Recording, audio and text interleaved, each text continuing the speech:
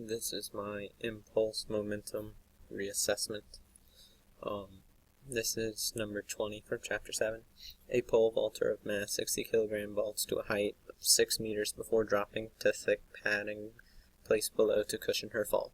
Find the speed with which she lands, and if the padding brings her to a stop in a time of 50 seconds, what is the, or 0.50 seconds, sorry, what is the average force on her body due to the padding during that time interval?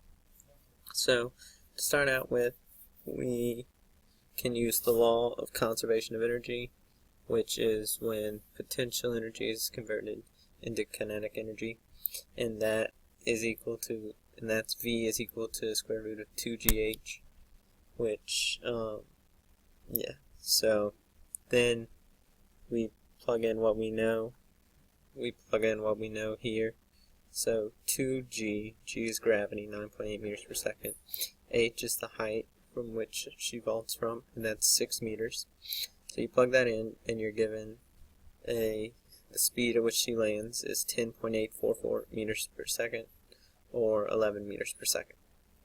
So now that we have that, we want to find the average force on her body due to the padding during that time interval, and the summation of the forces is equal to the change in momentum over the change in time.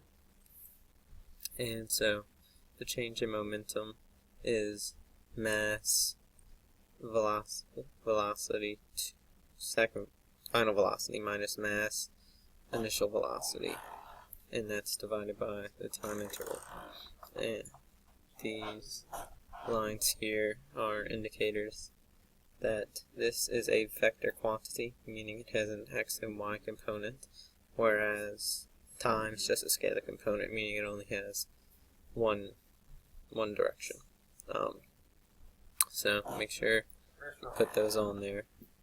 So anyway, so this is our equation that we'll use, and we'll plug in the mass, which was 60 kilograms. So 60 kilograms will go there, and then when she, and so this will be 60, but this will also be 0, v1, or initial velocity.